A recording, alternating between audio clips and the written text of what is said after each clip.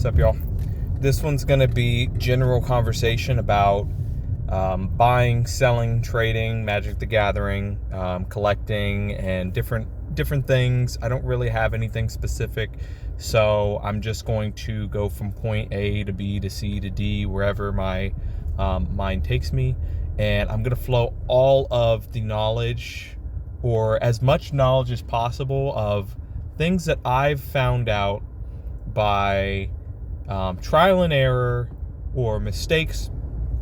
So first one I'm going to talk about is flipping singles and speculating on singles. So the biggest problem with speculating on singles is the fact that during the hype cycle, a lot of singles will be pumped.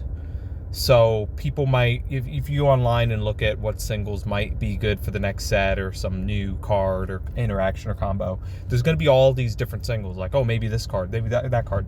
Often those cards go up really quick, and that's the moment you want to sell it. But if you're buying during that hype, you're hoping that there's another spike after.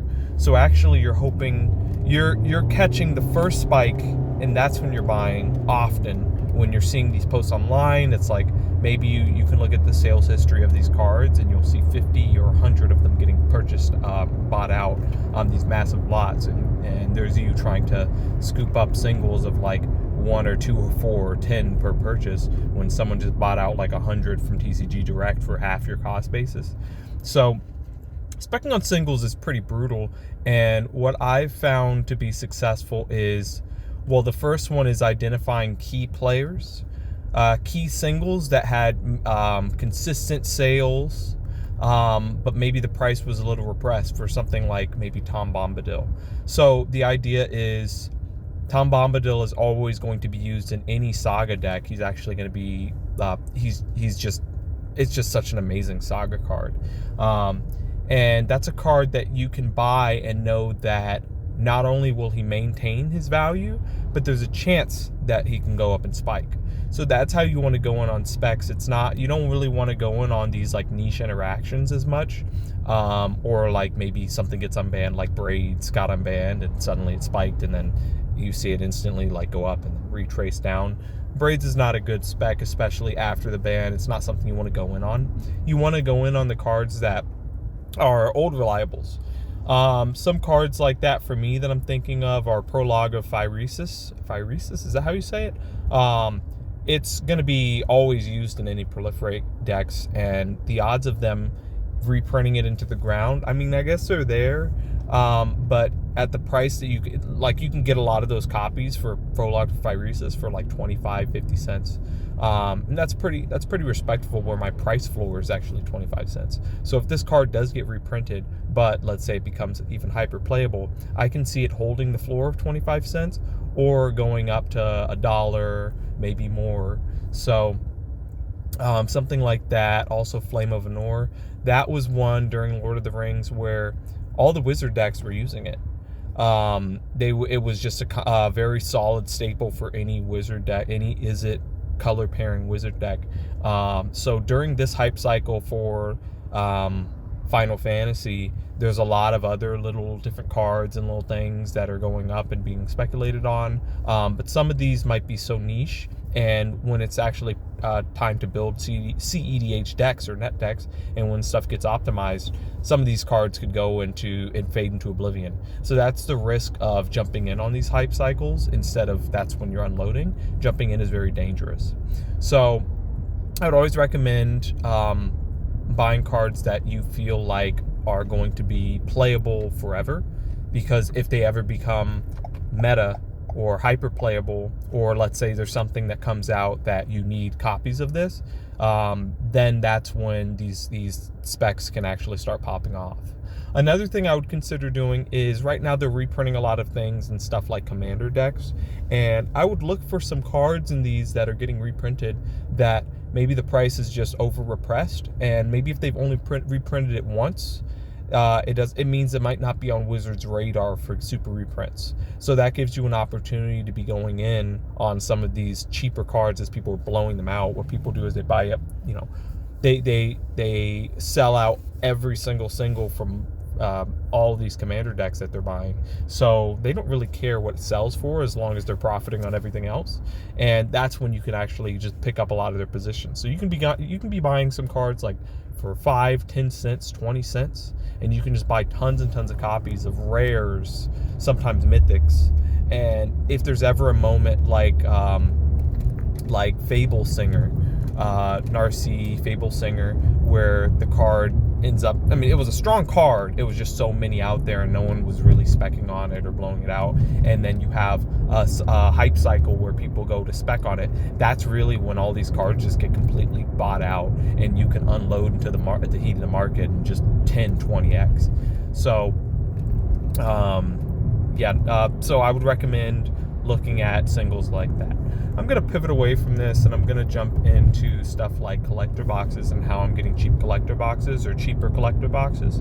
So often if you are looking around, I would recommend every few days or every few weeks, maybe every few months, you do what I'm going to call a market walk. I know sometimes I watch Final Trade and he calls them market walks, and I like that. And I've done those all the time. And what you do is you want to just look at a lot of the different collector boxes and a lot of the products that maybe you're looking at and kind of see the market depth and see really how many are left on the market. Because let's say there's something that you see there's only like one or two at like $100, and you look at the daily sold, and daily sold is like, let's say 1, and there's only 2 for 100, and let's say the next one after 100 is 150, and then there's like, let's say 3 for 150, and then next one after that is, let's say 175 or 200. So if I was to buy something for 100 and to sell it at 175, that's a pretty easy flip. So that's something that I would look into. I would say the odds of it going from 100 to like 80 or 60 when there's only like 2 on the market, it's pretty low. So I would be looking around at websites like eBay, looking around at different storefronts, because what happens is when the price spikes on TCG Player, only after the price spikes is when people go on all these other alternate websites and start buying everything up. Or I guess on this moment that I'm kind of talking about, where something's about to be bought up, is when 1 or 2 people might get the idea to go hard on something, and so you want to be the one that's going hard on it, so before it spikes that you actually have a nice position and that it's in hand so that you can sell into the heat of the market. That way, whenever something spikes, like let's say Ravnica Remastered, that was a pretty easy one to catch, and when you see that spike, you can just sell right on top of it, and there may be a couple loose stragglers of people, like I said, when people spec and then people post about it, then that's when they're coming in and they're buying your bags, and it's going to be heavy bags for them, and they're hoping that they can sell it for higher than yours, but you already caught the nice play. So do some market walks, kind of do your own research. Always remember that these products are their direction for any sealed product is always up. Most sealed products that won't be reprinted, I mean, the sealed products that are pretty safe are stuff like collector booster boxes, bundles. Those are the ones off the top of my head, but honestly, after a year or two, a lot of these products won't be reprinted, like booster boxes, commander decks. If it's like 2 years out, like for instance Commander Masters, if you see some of those Commander Masters commander decks, those things are going ballistic. So that's kind of what you want to be. You want to be looking at some of these products and just like having the faith that you can sit on these. So for instance, that play I'm talking about with the market walks, I did that with Phyrexia complete bundles, and I saw that the price was actually about to spike, not just once, but a couple times. So that's when I went in. I went in pretty hard, and I had bought up a bunch of these Phyrexia complete bundles, and right when the price went up on TCG Player, it went up again, and you could sell these for like $100, $50, $100 profit, easy. And I think they even continue to go up to this day. So that was one. I mean, if you think about it, a lot of people, all they're trying to do is make some profit. So a lot of people, once they see something has gone up, they'll sell it. they'll list it. And there's a lot of stores that just list at whatever the market price is. They might be profiting just because they're selling the item, but they're not thinking as long term as you. I mean, it's listed for a reason. They're looking to sell it short term. You might be looking out a little further than that, like 1 or 2 or 3 weeks. So you might price it way higher than market. If they're pricing it at market or a little under, they're looking to get rid of it and just make a quick buck. So another thing I've noticed is you can find some Shopify sellers, some individual people that they're selling product consistently for under market value. I'm not going to give any of the people that I've been watching for their stores, but you can swoop in on their stores or just, check it out every so often. And when you see a product up there, you can keep an eye on it. And sometimes when the prices of things spike in the market, you can honestly buy it after the spike from these people's stores, as long as you have some pages sold. People do have market scrapers, so I would be pretty quick with this, or make sure you got some people who maybe they don't have that good of advertising, so the market scraper might not find it as fast as something like, I don't know, Forge and Fire. What else? International sales. So one thing I've found with that's really helpful for TCG player to make some money is international sales. So how can you abuse the international sales system? So let's say you have a bunch of $1 cards and you're hoping to sell them to only international. Well, you can price them at $2, $3, or $4. What's going to happen is most people, when they do the price optimizer and they're in the US, it's not going to sell to those people because there's so many other stores with the combination of cards or whatever it might be that they're never going to sell it. They don't have to buy it from you. You're going to be like $2 or $3 or $4 higher. But international, sometimes there's not that many people who have international on. That's just a phenomenon I've noticed, where sometimes I'm selling a $1 card for like $2 or $3 to international, and then I also have my shipping pretty high on international. So I'm surprised some of this stuff sells, because I can profit like $4 from something that was like 50 cents. And also sometimes I'll sell a card for $20, $30, $40 that was maybe on market for like 25% of that or half of that sometimes. So you can definitely do some tomfoolery with that. I would look into stuff like showcase cards, or if there's not that many listed on the market for something, it's a great opportunity for international sales. So you don't always have to price the lowest that you can, the lowest market value. Sometimes you can price it up a bit, and especially with international sales, it can help some of those sales actually bridge that gap of like unsellability, because just you've priced it up maybe $5, $10, $20 too much.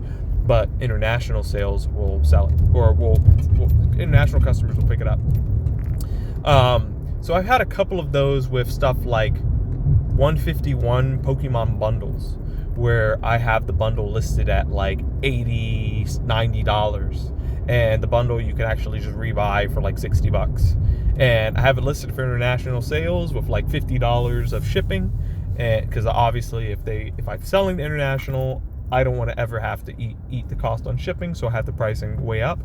And sometimes it'll sell, so I'll sell it to international, I'll have it shipped, and I'll just buy it off the open market, and I would have still profited. So I love international sales, and I would recommend, if you have access, you definitely buy some of those international stamps. You look into it. I'll briefly talk about how to ship international. So one stamp should be, you can look up on USPS's website for what a stamp is, for how many ounces will it cover, and how much money you actually need to cover each additional ounce. I believe for Canada, it should be 1.5 ounces for one international stamp. So, and the stamp is like $1.75. So obviously, if you're going to ship to international, you want to price your shipping over $1.75. You don't really want to be doing free shipping to international, just because the stamps are like 3 times the price. So, pricing your international shipping fee to like $3 or $4 or $5. The reason why I have mine at like $4.50 is because if someone were to buy something or enough cards that I'd have to do 2 or 3 stamps, it ends up eating a lot into my profits to have to send someone in Canada like $4, $5, $6 shipping costs from me, like cost basis from me. So I want to at least be able to profit off some of the shipping, or it covers some of the margin. So I don't really want to be selling international for cheap. The cheap shipping should go to US or US customers for me, and the expensive shipping is going to be those luxury orders when you get it for international. And I have everything turned on. Almost every single state is on. So if someone wants it from Germany, I'll ship it. And none of these things I track. I just trust that if I'm shipping a $1 card and they're paying $4, $5, $6 for shipping, I'm trusting that it'll get there no problem. And to this date, it works just as well. I even have Japan, and honestly, I love getting those Japan orders, because if you know anything about Japanese culture, these people are very trustworthy. They are not prone to stealing. And so if you ship them a card, they're gonna and they receive the card, you can almost guarantee that this person is not going to do some weird chargeback scam. So what else really is there? Another thing that you want to keep in mind for getting cheap boxes is honestly just buying at a good price and buying early, or also setting up some way to churn over the market, your earnings, churn that over so that you can profit and buy Magic the Gathering for free. So for instance, let's say I have a box of Magic the Gathering that I bought for like $100, $200, and because I like Magic the Gathering, and maybe this was a really nice set. Fast forward a year or two and something happened and the price has moved from $200 to $400. You can sell that box and profit a pretty easy $100. Let's say fees were $100. Let's say you can profit a nice $100. Now, with that $100, you can then buy more Magic the Gathering boxes. So your next one, if you think about it like that, you can just buy for, let's say, another $200, and fast forward and something crazy happens, and let's say it goes from $200 to $500. So let's say your fees are also as egregious as last time, and it was a $100 fee because you're just such a, you don't really know how to price and shipping. Let's say you're walking in and paying premium for shipping, whatever it might be. You're walking it straight to the post office or UPS and just paying whatever they tell you. Well, you would still profit a nice $200. And yes, these things do happen all the time. Often when you buy, especially collector booster boxes or different sealed products like bundles, the stuff that doesn't reprint, sometimes even commander decks, you will buy them for $100, $200, sit on it for a year or two, 3 years maybe. Usually for me, it's been like, within a year or two for most of this stuff, and boom, it's doubled, tripled, quadrupled. For Commander Master's sake, that thing has tripled for those commander decks. So, you just sell it, buy more stuff. Now you have money to afford whatever else you want to buy, because you had bought some product and you sat on it, and now the risk that you took to hold some product that maybe it was kind of scary to take that risk, you took it, and now you can sell into the market and profit. So I would recommend doing that to get some cheap stuff. Definitely utilize the fact that you're in this hobby and that you like this stuff anyways, so you don't feel as bad sitting on it, because the worst that happens is you open it up. That's pretty much it. Just a free market talk. I don't know if this was really too helpful. I didn't really get to everything I wanted to talk about. There's some things I don't really want to talk about because it's more of like the I would say dark triad traits. So let me know what you guys think, and yeah, leave a comment if any of this actually helps you, or if there's something that maybe I mentioned that you weren't thinking about, or maybe this helps you give the push to buy some sealed and sit on it and try to flip it. Yeah, it's nothing wrong with scalping. I mean, maybe someone complains about it, that you bought something and you intended to resell. I mean, I'm not saying set up bots or like fight people at Costco. I'm just saying like buy some stuff online, and wait a while and just sit on it. So yeah, let me know what you think.